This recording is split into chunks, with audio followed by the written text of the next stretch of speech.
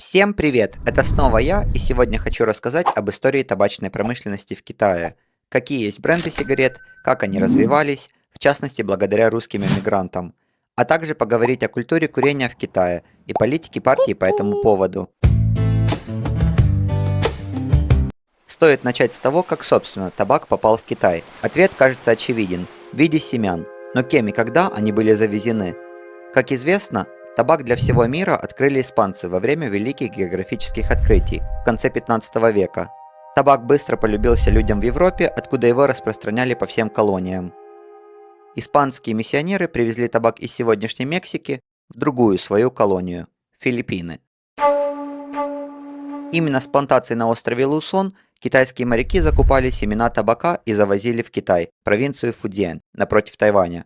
В этой же провинции, в городах Чжанчжоу и Цюаньчжоу, где такой же морской климат, китайцы начали выращивать табак, используя филиппинский метод культивации, когда табак выращивается как дополнительная культура к рису. Две культуры засеивались попеременно, а урожай собирали не один раз, как у нас, а 2, иногда и 3 раза в год. Со временем из провинции Фуцзянь табак распространили по всему Китаю. Кроме этого, часть табака начала попадать в Китай из Японии через Корею, а также из Вьетнама. Климат и почва по всей территории Китая как нельзя лучше подходят для выращивания этого растения. Поэтому неудивительно, что и сегодня Китай занимает первое место по производству необработанного табака. К концу династии Мин и началу династии Цин табак стал важным потребительским продуктом в повседневной жизни людей, таким же как алкоголь и чай. Так как раньше Китай был в основном аграрной страной, а любовь китайцев к сигаретам росла очень быстро, все больше земли уходило под посев табака. Поэтому в последующем власти стали ограничивать его выращивание. Однако сразу курить не запрещали. Когда династия Мин сменилась династией Цин, правительство во главе с маньчжурами неоднократно запрещало курить простым людям, но не знати. Хотя зачастую эти запреты носили формальный характер, как в наше время запрет курения в общественных местах. Курили все и везде, на этом зарабатывали хорошие деньги. Плотно подсаживаясь на сигареты, китайцы создали все предпосылки для будущего распространения в стране опиума, чем в свое время воспользовались англичане. Курение опиума ослабило Китай изнутри. Проиграв опиумные войны европейцам, Китаю навязали кабальные договоры, которые постепенно превращали Китай в полуколонию. Это, кстати, одна из причин, почему сегодня в Китае все так строго с наркотиками. Потребление табака медленно, но уверенно набирало обороты и никогда не стояло на месте. Сначала табак жевали, затем курили в трубках, потом курили табак в переносных кальянах. Особенно массово население начало курить, когда додумались заворачивать табак в бумагу. На всех этих этапах обработка табака производилась вручную. Однако с конца 19 века с появлением механизированного производства обработка кардинально изменилась. Революция произошла, понятное дело, не в Китае, а в Америке, когда в 1880 году американский изобретатель Джеймс Бонсак разработал первую машину для скручивания сигарет и запатентовал ее. Лицензию на ее использование приобрел промышленник Джеймс Дьюк, благодаря чему уже к 1890 году обеспечивал 40% американского рынка сигарет и, объединив конкурировавшие с ним компании в American Tobacco Company, стал монополистом. В начале 1900-х Дьюк пытался безуспешно покорить британский рынок. Это привело к консолидации британских производителей в единую корпорацию Imperial Tobacco Company.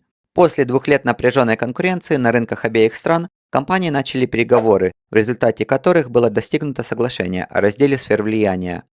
American Tobacco получила американский рынок, Imperial Tobacco оставила за собой британские территории, а оставшуюся часть мира обеспечивала сигаретами совместная компания British American Tobacco, или также известная как BAT, которая до сих пор производит такие бренды сигарет, как Kent, Lucky Strike, Rothmans и другие. Именно эта компания, созданная в 1902 году, уверенно зашла на китайский рынок. Китай в то время был ослаблен поражением в Китайско-японской войне, после которой, потеряв Тайвань, Япония и Западные империи навязали Китаю неравноправные договоры, которые открыли широкие возможности для экономического проникновения иностранного капитала в Китай и создали на его территории сферы влияния других государств, таким образом окончательно закрепив за империей Цин статус полуколонии. Выйдя на огромный китайский рынок, BAT выкупила большинство табачных фабрик, быстро их модернизировала и получила невероятную долю рынка 80%, с более чем 40 миллиардов штук сигарет, продающихся ежегодно. До этого события большинство сигарет производилось на мелких фабриках местного разлива, но крупнейшим производителем сигарет тогда была семья русских иммигрантов. В 1890-х годах русские евреи по причине антисемитской государственной политики начали покидать черту оседлости на западе Российской империи и в поисках лучшей судьбы отправлялись через Сибирь на Дальний Восток. Строительство китайско-восточной железной дороги привлекало все больше русских поселиться в быстро развивающемся Харбине, городе на севере Китая. Среди них был выходец из Российской империи, караимский еврей Аарон Лопато. Караимы – это коренной народ Крыма, они своего рода иудейские старообрядцы, так как в отличие от монотеистичных религий, их вера не имеет никаких дополнений к Ветхому Завету, как, например, Талмуд у иудеев, Новый Завет у христиан и Коран у мусульман. Однако Аарон Лопато был не из Крыма, он был выходцем из центра караимской общины, города Таркай под Вильнюсом. Приехав в Китай с женой и двумя сыновьями Эли и Авраамом, они всей семьей торговали сигаретным и трубочным табаком из России, продавая его растущему русскому населению Харбина. В 1902 году семья Лопато открыла табачный магазин на главной улице Харбина, Китайской, недалеко от гостиницы «Модерн», вместе с производственным цехом с несколькими китайскими рабочими, которые производили сигареты русского образца.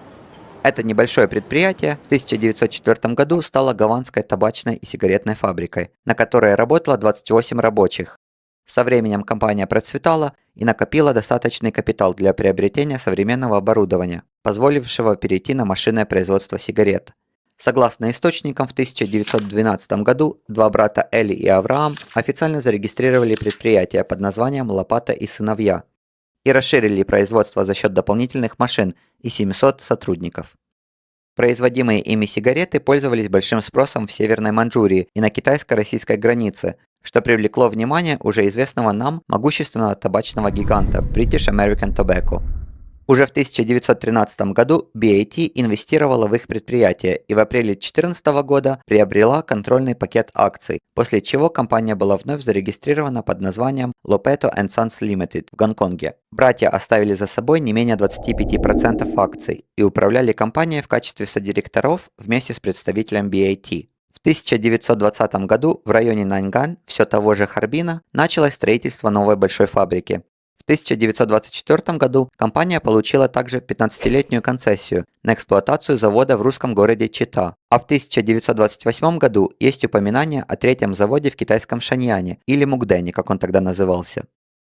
Эта фабрика производила такие марки сигарет, как Beacon, Sour, Treasure, Gold Key и Moonland с мундштуками британского и американского типа, ориентированными на китайских потребителей и экспатов, тогда как Харбинская фабрика выпускала варианты под названиями «Дирижабль», «Турецкий», «Василек» и «Антик» с мундштуками в русском стиле и разными вкусами для русского населения Китая и Сибири. Этими объясняются красочные вариации рекламных объявлений Lopetto Sons. Плакаты и упаковка для русской целевой аудитории были разработаны с использованием ключевых западных визуальных элементов, в то время как ориентированные на Китай бренды рекламировались с использованием типичных китайских тем того времени, как, например, плакат-календарь, изображающий красавиц из Поднебесной в окружении традиционной китайской архитектуры. BAT имел отличный маркетинговый отдел, который профессионально занимался рекламой. Показатель их профессионализма заключался в том, что выкупив неудачный бренд сигарет «Ву-Ву-Ву», 555, который китайцам созвучен со звуком плача, не меняя бренда, изменили его название на Сан Ву Пай, 3 пятерки, который созвучен с Сян Во, скучаешь по мне, и раскрутили его до такой степени, что его курил даже Мао Цзэдун. Также они умудрились успешно использовать в рекламе цифру 4, как сейчас многие говорят, нелюбимую цифру китайцев, которая созвучна со смертью. Однако рекламщики из BAT создали рекламу со слоганом «Сы-сы», созвучную с фразой «Ши-ши, попробуй». В рекламе использовались красивые девушки того времени и изображения спортивных событий, рассчитанные на экспатов, а также традиционные китайские образы из китайской литературы, рассчитанные на китайцев. Казалось бы, имея на рынке монополиста с такими профессионалами, местные китайские бренды останутся без заработка. Однако в 1905 году случился китайский бойкот американских товаров, который был связан с договорами о запрете иммиграции китайцев в Америку. Бойкот продлился целый год, и это был тот самый момент, когда на рынок попали китайские бренды компании братьев Наньян, такие как Байко, Фэйма, Шуанси. Два последних до сих пор продаются, хотя к 1934 году они занимали лишь 10% рынка. Со сменой власти в 1949 году коммунисты решили национализировать абсолютно все сигаретные фабрики и уже к 1953 году вытеснили BAT с китайского рынка.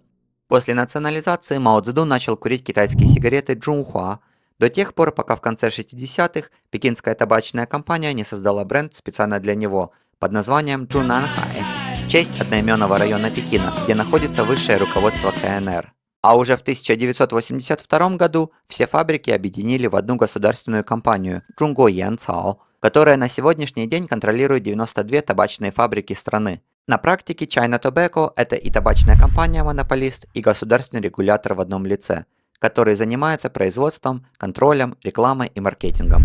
Сегодня же реклама табака в Китае запрещена в печатных изданиях, на радио и телевидении, и даже наружная реклама требует предварительного одобрения. Максимум, что разрешается, это только реклама со слоганом бренда, без вида сигарет. Также нельзя купить сигареты на интернет-площадках. Например, на Taobao при поиске сигарет выдает свод законов, в соответствии с которыми нельзя рекламировать табачные изделия, включая электронные сигареты, а также приспособления для обработки табака. Однако сигареты можно легко купить на рынках или в специализирующихся магазинах, которые часто имеют в своем названии Миндиу Миньян, брендовый алкоголь и сигареты. В Китае, как и у нас, сигареты продаются блоками. В блоке 10 пачек, по 20 сигарет в каждой. Самокрутки часто продаются на развес.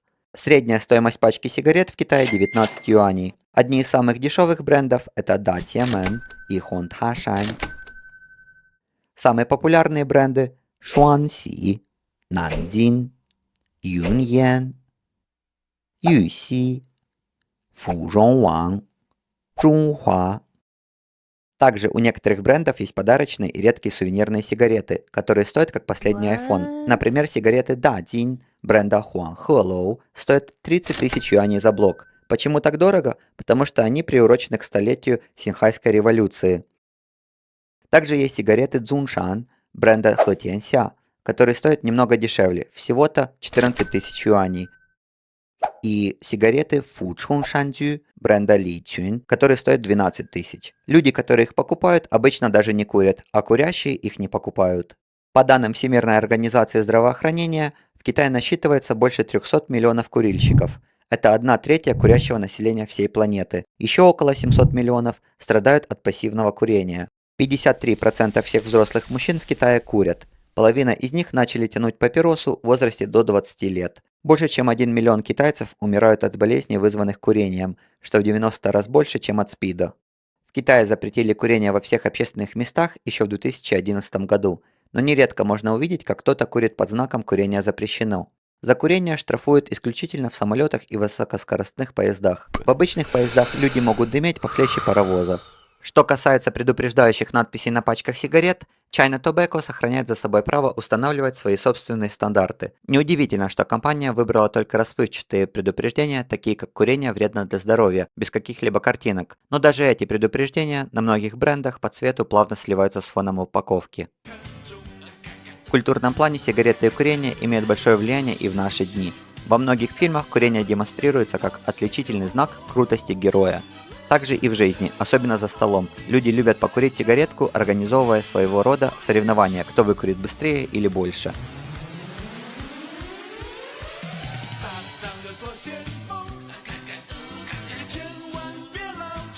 В маленьких городах распространенным приветствием среди мужчин является предложение сигареты. Кажется, без сигареты разговор не завяжешь. Отказ от сигареты рассматривается как знак потери лица. Еще считается хорошим тоном, если работник поджигает сигарету начальнику. Пачка сигарет – популярный подарок для установления связи в бизнесе. Практически во всех провинциях и автономных районах есть табачные заводы, выпускающие местные сигареты. Поэтому многие люди любят покупать местные бренды в качестве подарков во время путешествий. На этом, пожалуй, все. Спасибо, что досмотрели. Надеюсь, вам так же, как и мне, было интересно разобраться в истории табачной промышленности Китая. Ставьте лайки, пишите комментарии, так как это продвигает данное видео. Ну все добренько, пока-пока.